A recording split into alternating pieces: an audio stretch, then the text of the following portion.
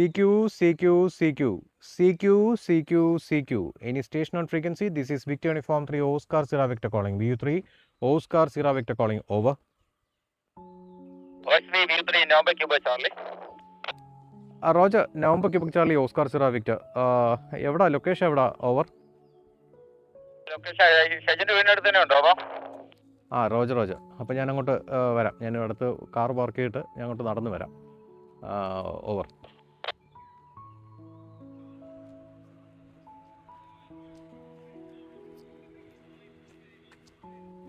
Hi. കൂടുതൽ സമയം എടുത്തില്ല, സമയത്ത് തന്നെ എത്തിയല്ലേ? തോന്നുന്നു. അപ്പോൾ നമുക്ക് അങ്ങോട്ട് പോയാലോ? ഓക്കെ, അങ്ങോട്ട് പോവാം. ഓക്കെ, ശരി.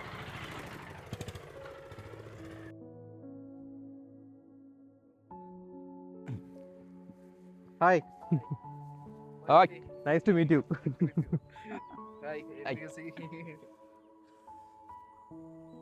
വിനോദേ, നമ്മുടെ കഴിഞ്ഞ യൂട്യൂബ് വീഡിയോ കണ്ടിരുന്നോ?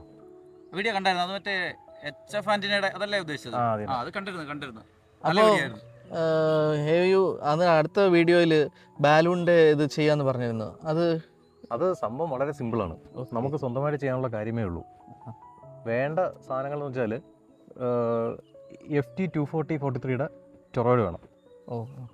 പിന്നെ RG 316 അല്ലെങ്കിൽ 410 കേബിൾ. നമുക്ക് ചെയ്തെടുക്കാവുന്നേ ഉള്ളൂ. വളരെ സിമ്പിളായിട്ട് ചെയ്യാന്നുള്ളേ ഉള്ളൂ.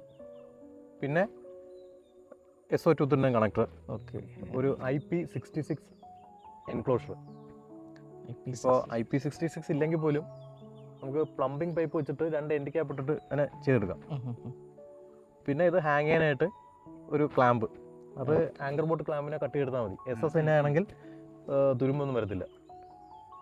പിന്നെ വേണ്ടതെന്ന് വെച്ചാൽ ഇതിന് ടെർമിനൽ കൊടുക്കാൻ വേണ്ടിയിട്ട് അതിനും നട്ടും ബോൾട്ടും SSN എടുക്കുക. അപ്പോൾ പിന്നെ ഒരു തരത്തിലുള്ള കൊറോഷൻ വരത്തില്ല. കാര്യം ഇത് വെയിലത്തും മഴയത്തും നിൽക്കേണ്ട സാധനമാണ്. എൻക്ലോഷർ കിട്ടാൻ ബുദ്ധിമുട്ടില്ലല്ലോ? എൻക്ലോഷർ ഇലക്ട്രിക്കൽ ഷോപ്പിൽ കിട്ടുന്നതാണ്. നമുക്ക് 4x4 എൻക്ലോഷർ കിട്ടും, വെതർ പ്രൂഫ് ആയിട്ടുള്ള IP66 ഉള്ളത്. അപ്പോൾ അത് കോസ്റ്റ്ലിയാണ്. അതിനേക്കാൾ ചീപ്പായിട്ടാണ് നമുക്ക് ഈ പ്ലംബിംഗ് പൈപ്പ് യൂസ് ചെയ്യാം. 2 എൻ ക്യാപ്പ് ഇട്ട് കഴിയുമ്പോൾ അതിനകത്ത് വെക്കാം. അതൊരു നല്ലൊരു ഓപ്ഷനാണ്.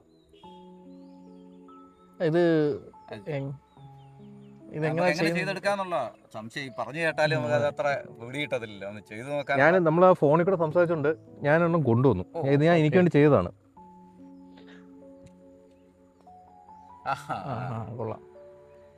ഇത് PVC പൈപ്പാണ്. 75 mm ഡയമീറ്റർ ഉള്ളതാണ്. 75 mm ഡയമീറ്റർ ഉണ്ടെങ്കിലേ നമ്മുടെ ടൊറോഡ് ഇതിനകത്ത് ഇരിക്കത്തുള്ളൂ. ഒരു എൻഡ് ക്യാപ്പും 2 എൻഡ് ക്യാപ്പും ഒരു ചെറിയൊരു പീസ് പൈപ്പും. അപ്പോൾ ഈ സൈഡ് ഒട്ടിക്കണ്ട. കാര്യം വെച്ചാൽ അല്ല, അതല്ല കാര്യം.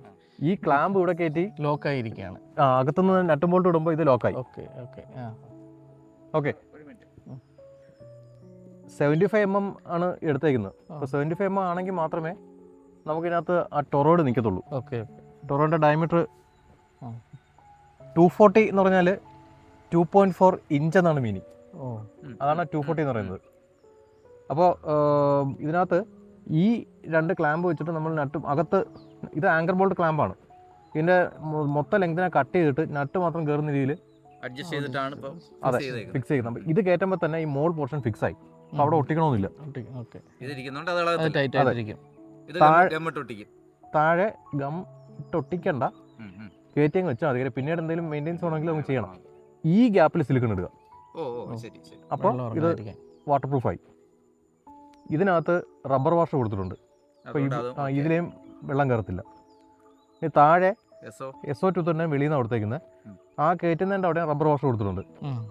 ഇത് 2 ടെർമിനൽ ഇവിടെ ആക്ച്വലി കൊടുക്കേണ്ടത് വിങ് നെറ്റാണ്. പക്ഷെ ഞാനിപ്പോൾ നോർമൽ നെറ്റാണ് കൊടുത്തേക്കുന്നത്. വിങ് നെറ്റ് ആണെങ്കിൽ കൈ കൊണ്ട് തന്നെ നമുക്ക് അഡ്ജസ്റ്റ് ചെയ്യാം.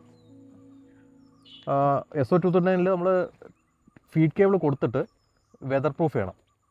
ആ വെതർ പ്രൂഫ് ചെയ്യാനായിട്ട് ഏറ്റവും നല്ല സംഭവം എന്ന് വെച്ചാൽ നമ്മുടെ സെൽഫ് അഡീസീവ് ആയിട്ടുള്ള ടേപ്പ് കിട്ടും. ഒട്ടിക്കുന്ന ടേപ്പ് അത് കിട്ടും. സെൽഫ് അഡീസീവ് നമ്മൾ ഒരു ചുറ്റി കഴിയുമ്പം അത് ടേപ്പിന്റെ പുറം പോവും അകവും കൂടെ ചേർന്നിരിക്കും. അതാണ് ഏറ്റവും നല്ലത്. അത് UV പ്രൊട്ടക്റ്റഡാണ്. അപ്പോൾ വെയിലത്ത് കിടന്നാലും ഒന്നും പറ്റത്തില്ല. നമുക്കൊന്ന് തുറന്നു നോക്കിയാലോ? ഇതിനകത്ത് ഈ ടൊറോയിഡ് ഉണ്ടെന്ന് പറഞ്ഞല്ലോ, അപ്പൊ അത് വെച്ചിട്ട് നമ്മൾ എങ്ങനെയാണ് ഇത് കൺസ്ട്രക്ട് ചെയ്തെടുക്കുന്നത്?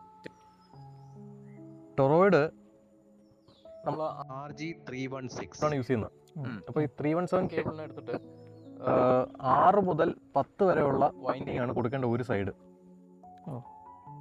ഒരു സൈഡിൽ എത്ര വൈൻഡിങ് കൊടുക്കുന്നോ അത്രയും തന്നെ വൈൻഡിങ് മറ്റേ സൈഡിൽ കൊടുക്കുക. അങ്ങനെയാണ് 1:1 എന്ന് വരുന്നത്. അപ്പോൾ ലെഫ്റ്റ് സൈഡ് ക്ലോക്ക് വൈസ് ആണ് വൈൻഡ് ചെയ്യുന്നതെങ്കിൽ right side anti clockwise wind ചെയ്യും. Okay okay. എന്നിട്ട് കോയാക്സിന്റെ ഒരു എൻഡ് ഈ ഇതിൽ കൊടുക്കും, കണക്ടറിൽ. രണ്ടാമത്തെ എൻഡ് ഇവിടെ കൊടുക്കും. ഇത് പോസിറ്റീവ്, ഇത് സെന്റർ ഇവിടെ വന്നിട്ടുണ്ട്. ഓ അതിന്റെ അവിടെ ഈ പുറത്തുള്ളതിലാണ് വരണ്ട് അതെ. പോസിറ്റീവ് നെഗറ്റീവ് എന്നുള്ളൊരു കൺസെപ്റ്റ് ആനെ വരുമ്പോ ഇല്ല. അത് എങ്ങോട്ട് വേണോ എഡിറ്റ് ചെയ്യാം. ഇപ്പോൾ ഞാനിപ്പോ ഇൻവെർട്ടർ വീക്ക് വേണ്ടിയാണ് ചെയ്തേക്കുന്നത്. ഹൊറിസോണ്ടൽ ടൈപ്പാണ്, സെയിം ആണ്. അപ്പൊ ഇവിടെ റോപ്പ് കെട്ടിയിട്ട് ആക്ച്വലി നമുക്ക് വേണ്ട മാസ്റ്റ് എന്ന് പറഞ്ഞാൽ നോൺ കണ്ടക്ടിങ് മാസ്റ്റ് ആണ്. ഇപ്പൊ നോൺ കണ്ടക്ടിങ് മാസ്ക് നമുക്ക് തടിയോ അല്ലെങ്കിൽ PVC പൈപ്പാണ് യൂസ് ചെയ്യാൻ പറ്റും. ഇത് രണ്ടും ലോങ് ലാസ്റ്റിംഗ് അല്ല. തടി കുറച്ച് കഴിയുമ്പോൾ നാശമായി പോകും. അതേപോലെ പൈപ്പ് വെക്കുമ്പോൾ തന്നെ ചരിഞ്ഞു. അപ്പൊ നല്ലതെന്ന് വെച്ചാല് ഇരുമ്പോടുള്ള മാസ്റ്റ് ഉണ്ടാക്കുക. ഉണ്ടാക്കിയിട്ട് ഈ ഫ്ലാഗ് ഹോസ്റ്റ് ചെയ്യാൻ വേണ്ടി ഇങ്ങനെ ക്രോസ് ആയിട്ട് കൊടുക്കുമല്ലോ, അങ്ങനെ കൊടുത്തിട്ട് അവിടെ പുള്ളി ഇട്ട് കഴിഞ്ഞിട്ട് ആ പുള്ളിയിൽ നിന്ന് റോപ്പ് കൊടുക്കുക. അപ്പൊ ഇത് ഐസൊലേറ്റ് ആയിട്ട് നിൽക്കും. ക്ലിയർ?